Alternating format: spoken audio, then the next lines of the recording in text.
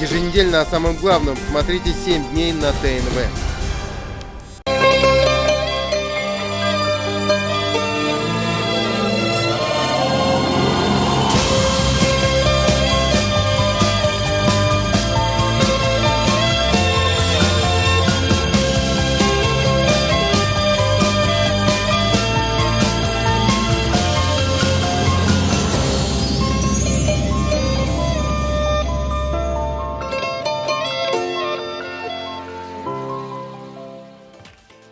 Здравствуйте! Доброе утро! Сегодня вторник, 6 ноября, и доброго начала дня желаем вам мы, Влад Портнов и Светлана Звонарева.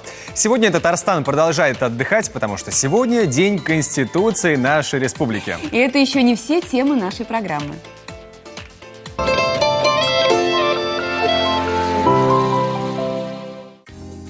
День Конституции Республики Татарстан. Как создавался и принимался этот документ? В мире и согласии, как живут в республике представители разных национальностей. На заметку, как провести сеанс парафинотерапии дома. Давайте вместе вспомним, как создавалась и принималась Конституция Республики. Да, и увидим уникальные архивные кадры из далекого 1992 года.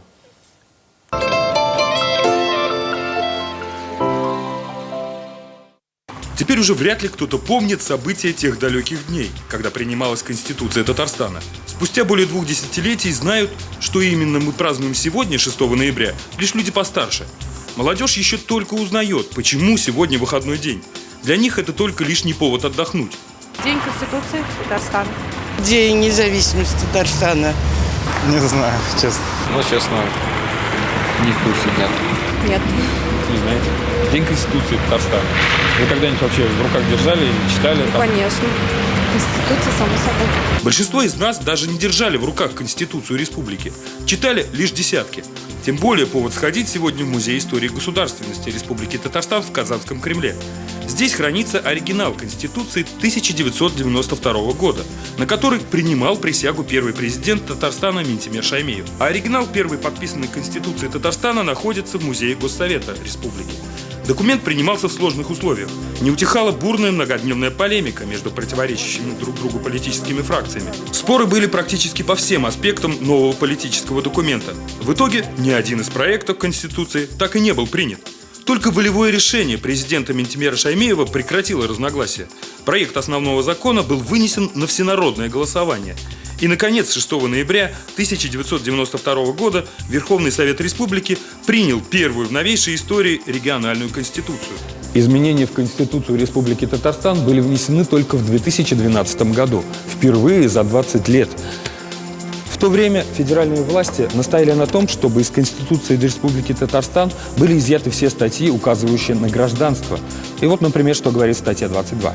Граждане Российской Федерации обладают на территории Республики Татарстан всеми правами и свободами и несут равные обязанности в соответствии с Конституцией Российской Федерации, Конституцией Республики Татарстан, общепризнанными принципами и нормами международного права.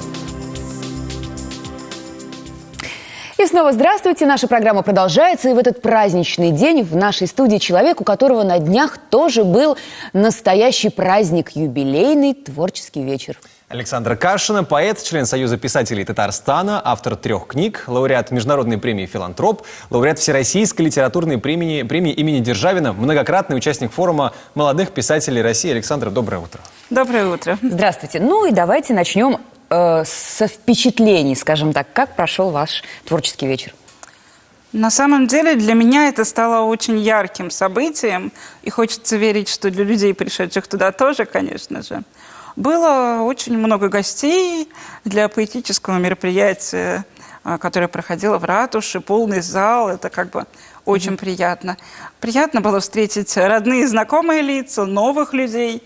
Приходили люди с детьми, что ценно и важно для меня тоже, потому что все-таки молодое поколение, которое внимательно слушает стихи, это всегда хорошо. Особенно приятно, что посетила мой вечер министр культуры Республики Татарстан Ирада Хафизяновна Аюпова и начальник управления культуры города Казани Азат Искандарович Абзалов. То есть, наверное, это были ваши преданные поклонники, уже знающие ваше творчество, да? Но и наверняка и новые лица были, что, наверное, особо радует. Да, конечно, конечно. Было много новых людей, новые знакомства. Это всегда приятно. Чем вы их конечно, удивляли? происходит. На самом деле у нас была в этот раз совершенно нестандартная программа. Вечер я посвятила 18-летию творческой деятельности и читала стихи, написанные за 18 лет, безусловно. Но обычно, я привыкла читать, если стихи под музыку, то оркестровую, классическую. А здесь я решила сделать что-то более креативное, интересное, на мой взгляд. И пригласила играть молодую рок-группу, подыгрывать, мне аккомпанировать. И мы играли под классику рока. А кто это был? Вы не раскроете тайну? Группа Young Cherry. Молодые ребята учатся в КФУ, играют прекрасную музыку, пишут сами тексты и музыку. Они играли и свои произведения, и, говорю, классику рока, Металлику, Guns N' Roses. И получилось так, по-моему, очень необычно и интересно. Ну, кстати, вот говоря про Металлику, про Guns N' Roses и прочие рок-сферу, мы знаем, что у вас было знакомство еще с одной группой, с солистом одной очень известной группы, Scorpions. Может быть, вам это что-то говорит. Так вот, Клаус Майне, вы как-то с ним пересеклись, и, насколько мы знаем, он был очень приятно удивлен вашим творчеством. Да. Моя первая книга стихов вышла как раз к тысячелетию Казани, когда приезжала группа Scorpions. И в ней так сложилось, что были переводы стихов на английский язык, выполненные американским поэтом, писателем, который хорошо говорил по-русски, при этом был носителем языка. Он сделал их с душой. И мне организовали встречу Министерства культуры перед выступлением группы Scorpions. Мы долго общались в отеле «Мираж». Он читал стихи прямо при мне, мы обсуждали это. И получилось такое душевное общение, где-то на час, может быть. Вот. А стихи на какую тему были? Стихи, они... Что он так вот впечатлился? Всегда о ярких эмоциях. Конечно, это лирика. То есть какая-то отчасти любовная, отчасти философская. Но любовь, да, куда же без куда нее? Без нее? Это главное чувство, которое всех нас объединяет. Хорошо. Первое стихотворение, помните, оно тоже было про любовь? Или какие-то другие темы затрагивались? На самом деле, я вот так говорю, 18-летие творческой деятельности. Это именно профессиональной творческой деятельности. А стихи я писать начала лет, наверное, с 4-5, поэтому... Про любовь здесь, наверное, рано говорить еще было, хотя... Да, и я все-таки его, конечно, не помню, того возраста стишки, но то, что вот с того возраста началось именно желание рифмовать строчки, желание выражать свои эмоции как-то вот именно таким способом. Вы же не только рифмуете строчки, правда? Вы еще сейчас и прозой начали заниматься, насколько мы знаем. У вас идет работа над романом.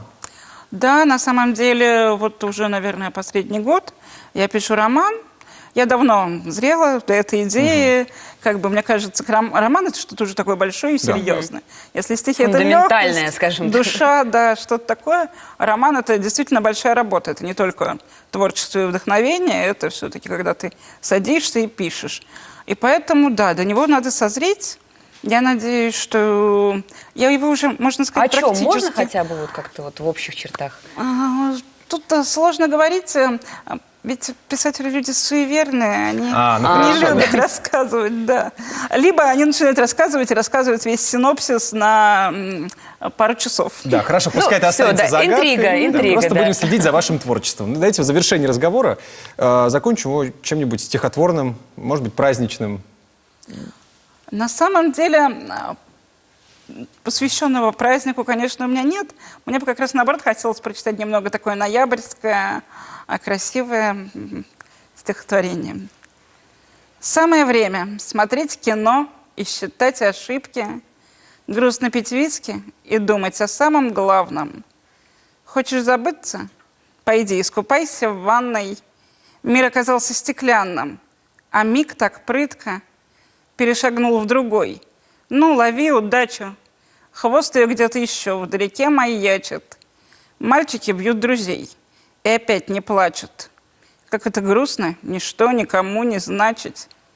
Сколько за эту жизнь развелось пророков. Каждый из нас хоть разочек мечтал быть Богом.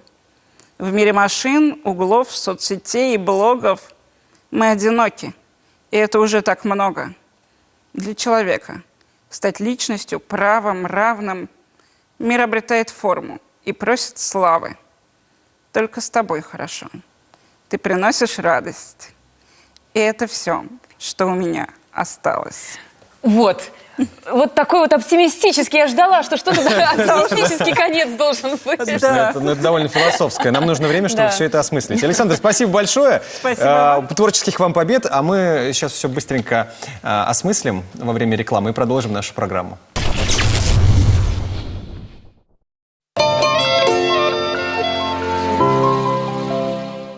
Ну вот и продолжаем. У нас на очереди информация от астрологов. Итак, гороскоп. Овны. Трудный день, но большая часть неприятностей исчезнет сама по себе, если вы не будете нервничать и лезть не в свои дела. Тельцы, сегодня в делах сердечных предвидится неожиданный приятный поворот. Не исключено, что вам удастся успешно решить все проблемы, возникшие из других сфер.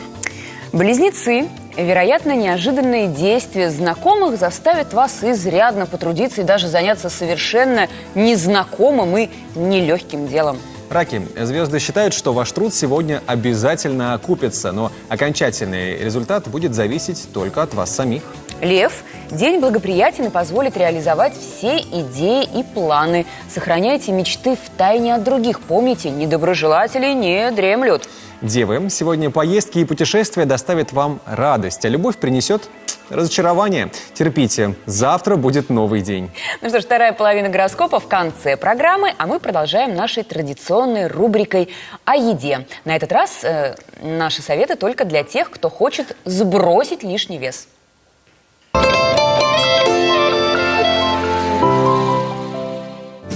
Мы рассмотрим дневной рацион на 1200 калорий.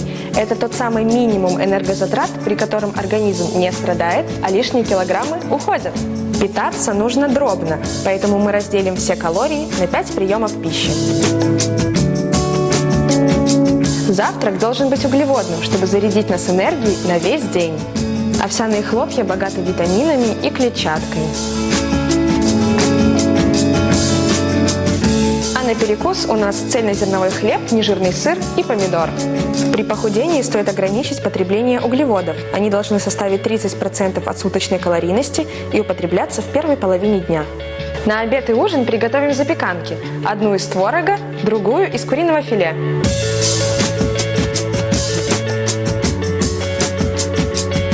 Куриные грудки – это один из лучших источников животного белка и незаменимый продукт для тех, кто занимается спортом.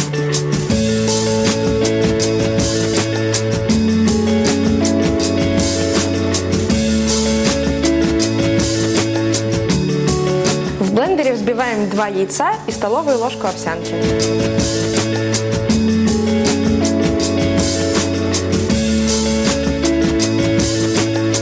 Добавляем яйца в форму, специи по вкусу и отправляем в духовку на 30 минут.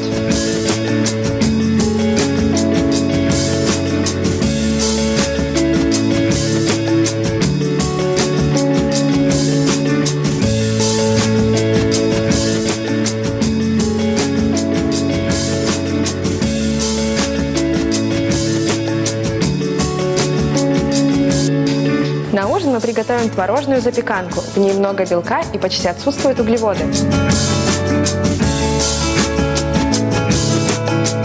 Особенно хорошо такая запеканка подойдет после тренировки. В твороге содержится сложный белок казеин, который снабдит мышцы необходимым количеством аминокислот.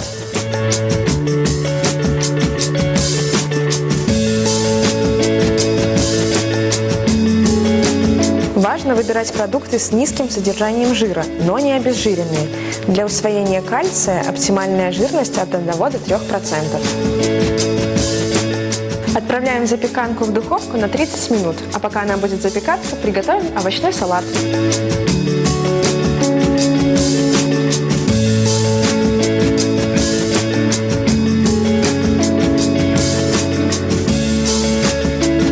Для салата можно использовать любые овощи и зелень. Также можно добавить сыр фета или немного обыкновенного творога.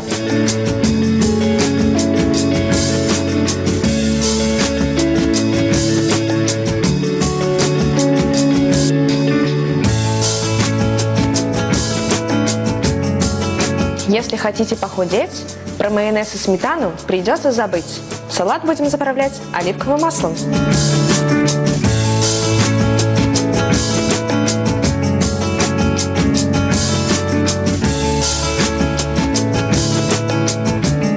Как видите, выжить на 1200 калорий вполне реально, а главное, не безвкусно. Вот правильно она сказала, выжить на 1200 калорий. Ну, слушай, это же нужно просто есть Выжить. как бы, часто, да, и все лучше усваивается, поэтому я абсолютно за такой рацион. Это замечательно, попробуйте. Но мы продолжим тему веса. Недостаток массы тела, так же, как и ожирение, может привести к сокращению жизни на 4 года. Это заявление сделали британские ученые. Они проанализировали данные почти 2 миллионов пациентов. Кстати, проведенное ими исследование одно из самых подробных и масштабных из всех, посвященных проблеме влияния избытка или недостатка массы тела на продолжительность жизни. В общем, лишнее доказательство, что все хорошо в меру. Мы продолжим также рубрикой о здоровье.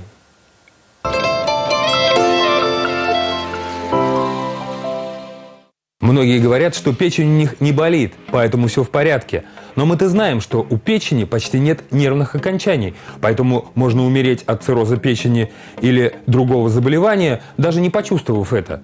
Правда, есть несколько симптомов, которые все-таки скажут, что с печенью у вас не все в порядке. Спросите себя, не досаждают ли вас следующие симптомы? Сильная усталость сразу после пробуждения, отечность, изжога, различные состояния перевозбуждения, раздражительности, изменение вкусовых качеств обычных продуктов, лишний вес, острая реакция на обычные запахи. Если все эти симптомы у вас есть, возможно, ваша печень не в порядке. Проверить можно еще одним самым простым способом. Нужно сделать следующее. Сожмите руку в кулак. Разожмите. Если указательный палец сгибается, а остальные остаются прямыми, значит, у вашей печени все хорошо. Оздоровить вашу печень поможет комплекс упражнений самомассажа. Вот первое упражнение. Средними пальцами обеих рук, остальные согнуты, находим в правом подреберье нашу печень. Нажимаем. На вдохе вытягиваем живот и массируем круговыми движениями это место. На выдохе просто приподнимаем. Повторите 6 раз. Это упражнение рассчитано на обновление функций печени и поднятие органа на его место. Второе упражнение. Берем 2 подушки и ложимся на кровать. Одну под голову, другую под правый бок. Указательный, средний и безымянный пальцы обеих рук ставим на правое подреберье. Надавливая, ищем нашу печень. И начинаем делать массирующие круговые движения. Третье упражнение. В том же положении, только берем большой палец, остальные согнуты. Правую руку большим пальцем находим это же место, нашу печень, в правом подреберье. Левый надавливаем на правую руку. На вдохе начинаем массировать круговыми движениями нашу печень. На выдохе приподнимаем живот и ослабляем руку. Задержите дыхание на 8 секунд. Затем сместите палец на пару сантиметров вверх и сделайте упражнение заново. Повторите 8-10 раз. Похожие упражнения есть и в комплексе гимнастики шиатсу. Только нужно делать это 2 ладонями. Правую, левую сюда же. И надавливаем на печень. Продолжаем программу, ну и вернемся к более масштабным темам. Сегодня выходной день, День Конституции Татарстана. Сейчас в нашей республике проживают представители разных национальностей. Корейцы, грузины, таджики, туркмены, ну и другие. Кстати, первый съезд народов Татарстана, который принял резолюцию о создании Ассоциации национально-культурных обществ, прошел все в том же знаковом 1992 году. Давайте вместе посмотрим, как сейчас живут в Казани представители таджикской диаспоры.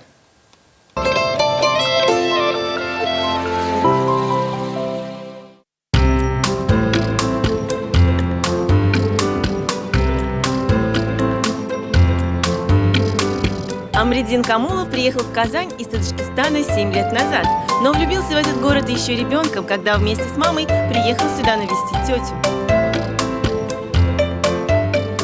Мне очень понравился город, мне очень понравились люди, менталитет, общение, прям все понравилось. И с того дня, получается, с 2004 года я мечтал переехать и учиться в Казани.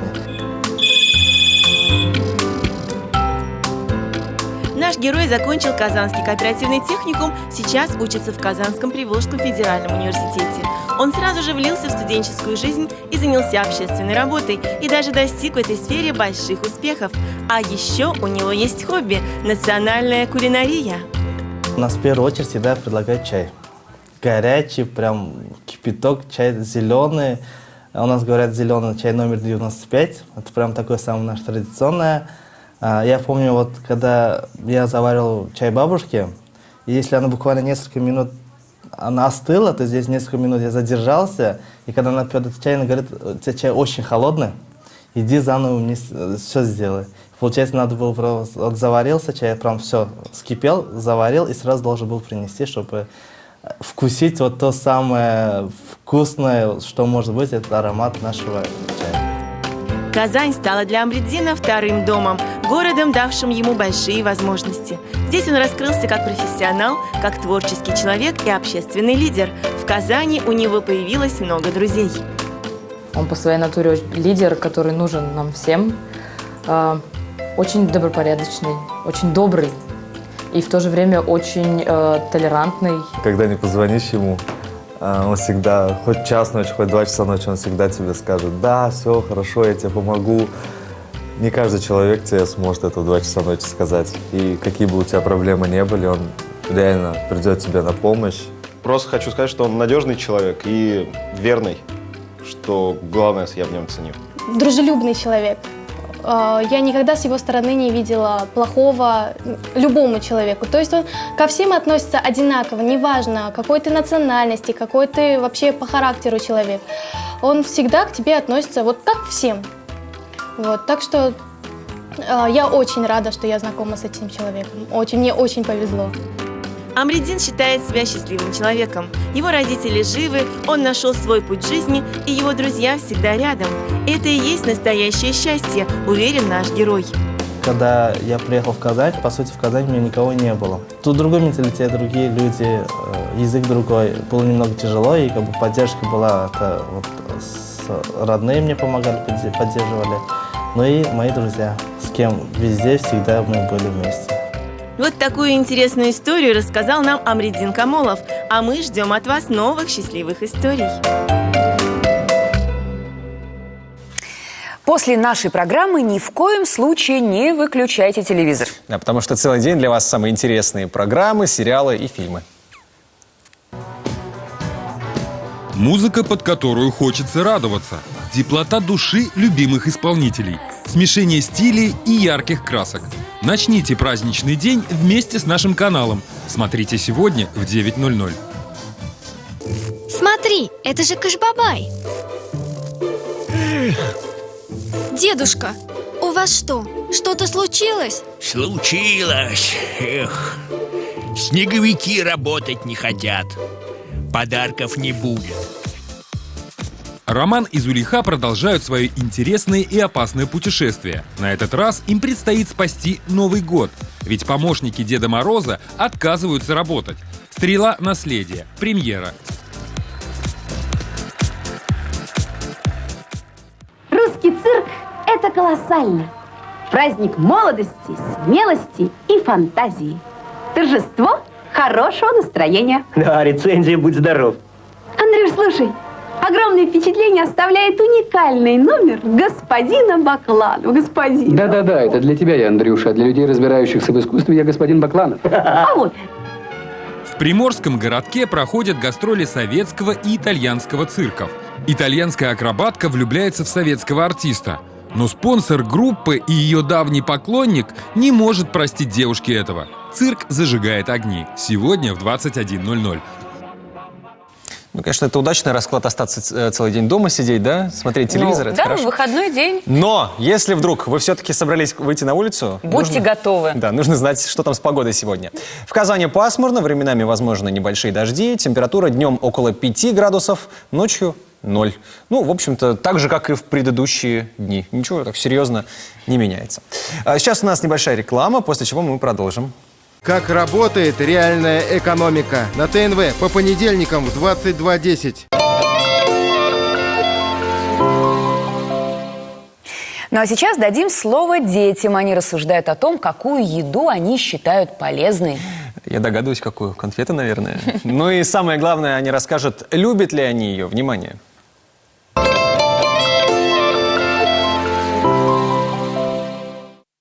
Мы расскажем про вредную и полезную еду. Самая полезная еда – это лук, чеснок, укроп, зеленый лук.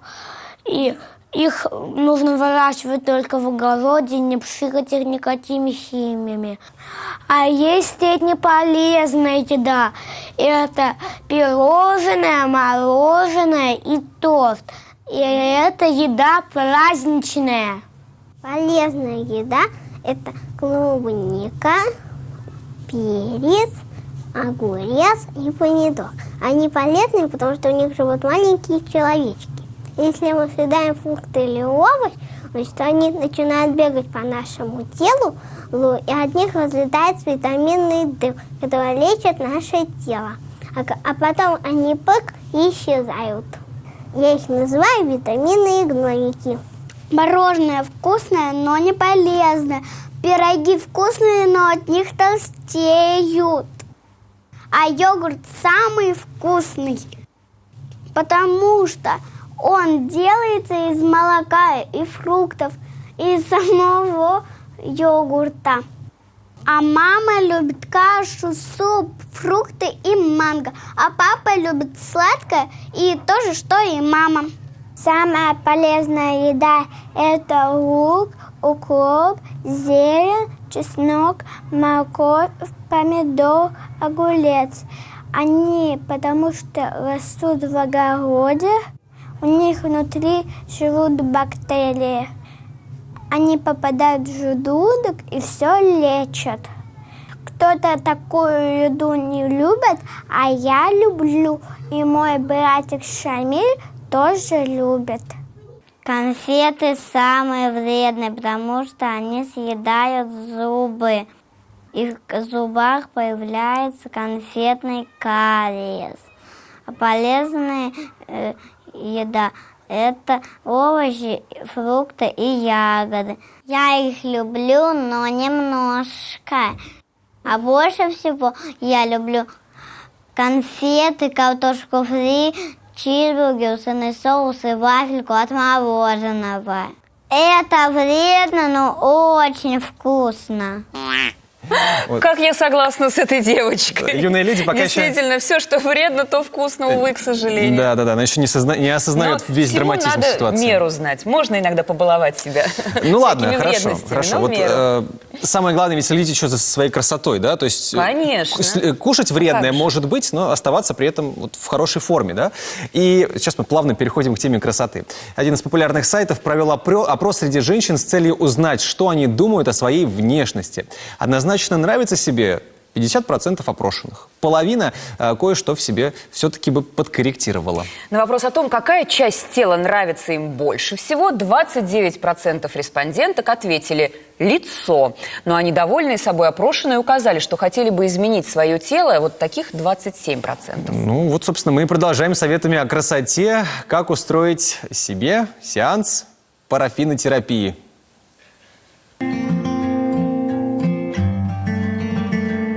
Парафинотерапия – натуральная и результативная процедура, помогающая не только устранить внешние дефекты и недостатки, но и оказывающая лечебное воздействие. В сегодняшнем видео мы расскажем вам, как провести парафинотерапию в домашних условиях. Подробно от А до Я. Косметический парафин отличается мощной предварительной очисткой от вредных примесей и красителей. Он относится к средствам премиум-класса и направлен на устранение признаков увядания и старения кожи, ее глубокое питание, увлажнение и оздоровление. Самым полезным свойством парафина является его большая теплоемкость и способность выводить из кожи токсины. Купить парафин можно в любой аптеке за приемлемую цену, а вот стоимость парафинотерапии в салонах весьма внушительная. Саму парафинотерапию следует разделить на несколько этапов. Этап первый – приготовление парафиновой ванночки. Для того, чтобы сделать маску-пленку из парафина, его надо растопить. Это можно очень просто сделать на водяной бане. Для одной процедуры вам потребуется кусок косметического парафина весом примерно 150-200 грамм и глубокая емкость, в которую без труда сможет поместиться ваша рука. Косметический парафин начинает плавиться при температуре 52-54 градуса. Для того, чтобы кусок нужного нам размера полностью расплавился, понадобится примерно 10-15 минут. Используйте это время и переходите ко второму этапу – пилингу рук. Перед парафинотерапией очень важно тщательно очистить и отшелушить кожу рук. Мы предлагаем вам рецепт мягкого питательного скраба. Смешайте в равных пропорциях сухое молоко, соду, морскую соль и овсяные хлопья. В сухом виде эта смесь может храниться несколько месяцев. Перед процедурой пилинга насыпьте на ладонь сухие компоненты и добавьте оливковое масло или масло жожоба. Совмещайте пилинг с массажем. Хорошо разотрите каждый палец. Перед парафинотерапией нужно удалить все омертвевшие клетки и хорошо разогреть кожу. Перед тем, как перейти к третьему этапу, не забудьте проверить, что происходит на водяной бане. Если парафин уже расплавился, отставьте емкость в сторону для остывания и переходите к третьему этапу – питанию кожи. Следует уделить особое внимание тому, чем вы пропитаете руки перед нанесением маски, ведь именно эти компоненты будут впитываться и проникать глубоко в вашу кожу под воздействием тепла парафина. Мы советуем приготовить питательный витаминный комплекс на основе пчелиного воска и натуральных масел. Смешайте масло облепихи и календулы с витаминами А и Е. Мы использовали капсулы аевита. Растопите столовую ложку воска и влейте в масла. Важно, чтобы емкость, в которой вы будете все это смешивать, была теплой. Для этого обдайте ее кипятком и проводите все манипуляции быстро. Активно вотрите смесь в руки, разогрейте их, а потом поднимите вверх, чтобы кровь лучше циркулировала. Теперь вы готовы перейти к финальному, четвертому этапу – парафиновой маске. Проверьте температуру парафина. Он должен быть теплым, но при этом комфортным. Будьте очень аккуратны и берегитесь ожогов. Поочередно окуните руки в парафин, каждую примерно 3-4 раза. Затем наденьте полиэтиленовые перчатки, можно воспользоваться обычными пакетами. И закрепите эффект с помощью дополнительного утепления. Мы взяли вязаные варежки. Устройтесь поудобнее. Для хорошего результата продолжительность воздействия парафина должна быть не меньше 25 минут, в идеале 40. Включите себе какой-нибудь фильм или музыку и наслаждайтесь. Вы будете чувствовать очень приятное тепло на руках. Когда парафин полностью остынет, его можно снимать. Сделать это очень просто.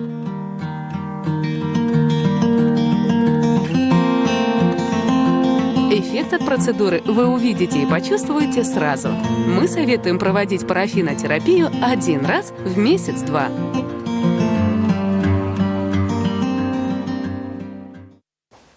В конце ноября в Казани пройдет международная неделя моды Волга Fashion Week. Об этом будем говорить с продюсером мероприятия Татьяной Хлебниковой. Доброе утро. Доброе утро. Татьяна, расскажите, пожалуйста, что увидят гости на этом мероприятии? Какая программа? Программа у нас длится с 22 ноября по 25 ноября. В рамках программы «Неделя моды» будет деловая программа. К нам приедут лекторы, будут проводиться мастер-классы. Будет информация о стиле, о способах продаж, о новых тенденциях в мире моды. Будет затронута тема консерватизма, исламизация. Приезжает Андрей Софинин, и об этом, как всегда, расскажет потрясающую лекцию, и причем не одну. Далее будет у нас фэшн-базар в сам день Волги Fashion Week. Это сам день фэшн-шоу, 24 ноября. Фэшн-базар, фэшн-маркет мы его называем. Можно будет прийти. То есть продажи какие-то будут? Можно будет прийти, модные посмотреть, вещички какие-нибудь красивые. Да, с изделиями как дизайнеров одежды, костюмов, так и с дизайнерами аксессуаров. Да. Далее, естественно, сами показы. И показы будут как стандартные, так и необычные. Будем стараться удивлять. А можете раскрыть тайну необычного показа? Или это должно остаться за ширмой пока? Это может быть как и шокирующие моменты, которые не ждет зритель, так и нестандартная подача стандартных костюмов и так далее. Вот, интересно. Шокирующий. Вот шокирующий меня особенно как-то... Леди Гага приедет в костюме из мяса? Да, из колбасы. Люди, похожие на Леди Гагу, вполне возможно. Да? Это будет интересно. Так, это мероприятие для начинающих дизайнеров или для продвинутых, или для всех? Очень часто задают этот вопрос. У нас на мероприятии предусмотрены 3 вида показов. Хедлайнеры – это люди известные, уже себя заявившие не только в России, добившиеся успеха и уже служащие примером, показателем и желаемым, так скажем, зрелищем для нас и для дизайнеров. Вторые виды показов – это персональные.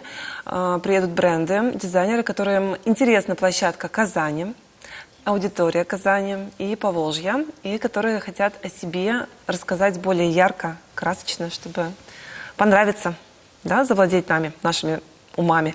И третий вид участников – это молодые дизайнеры, о которых мы узнаем и которых мы откроем в России, как минимум в России. Будем надеяться, что это будет хороший старт, да, для молодых специалистов, творцов даже, наверное, так.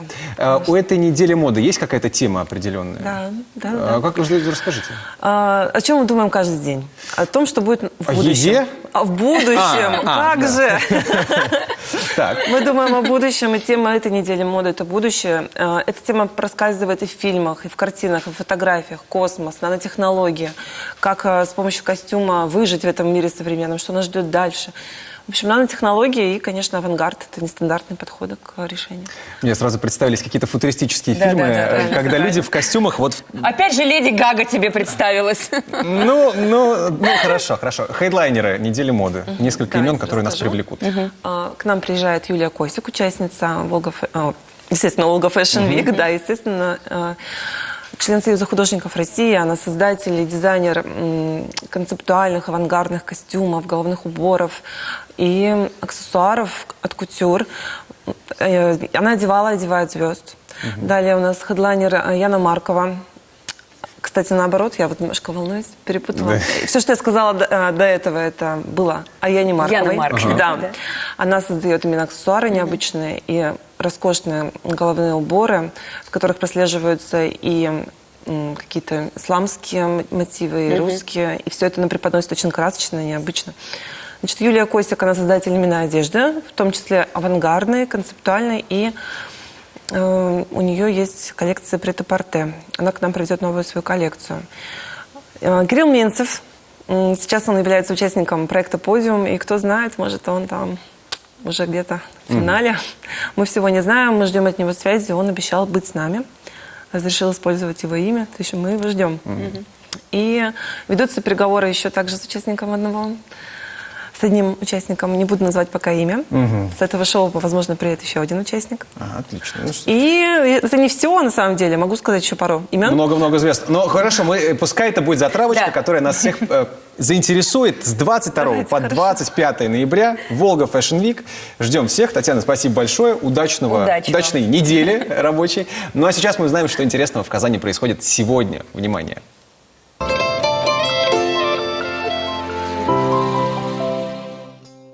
Филармония приглашает на концерт под названием «Король саксофона», который совместно подготовили легендарный саксофонист Винсент Херинг и трио Даниэла Крамера. Даниэл Крамер – знаковая фигура российского джаза, хорошо известная нашей публике. Имя Винсента Херинга также знакомо поклонникам джаза. Он считается ведущим альт-саксофонистом нашего времени. Его приглашают для записи своих альбомов лучшие джаз-бенды Америки. Сегодня у нас появится возможность услышать уникального виртуоза вживую.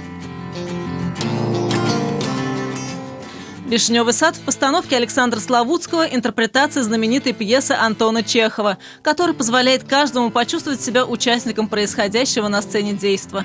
Зрители, ровными рядами сидящие практически на сцене, являются собой символ того сада, который и есть главное действующее лицо пьесы. Декорации ажурны и подвижны, что создает ощущение хрупкой, ускользающей красоты.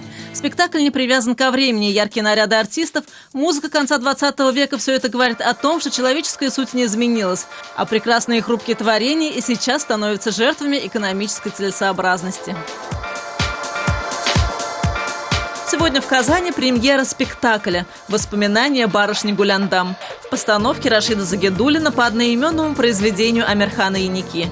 Это единственное художественное произведение, посвященное великому татарскому композитору Салиху Сайдашеву.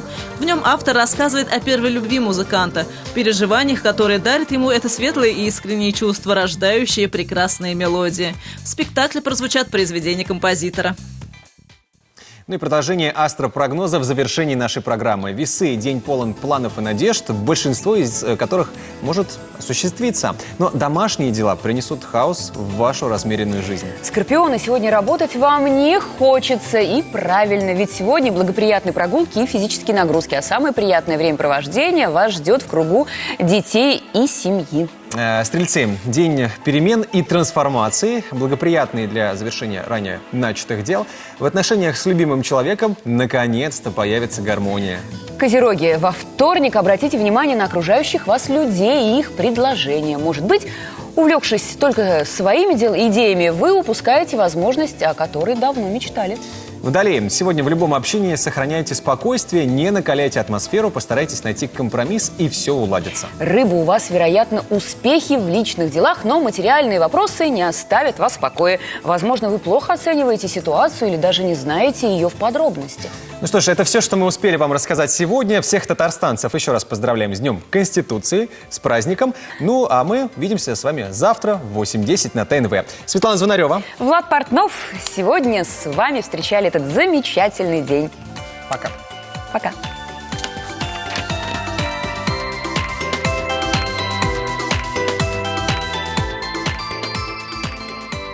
«Черное озеро». По будням в 21:00.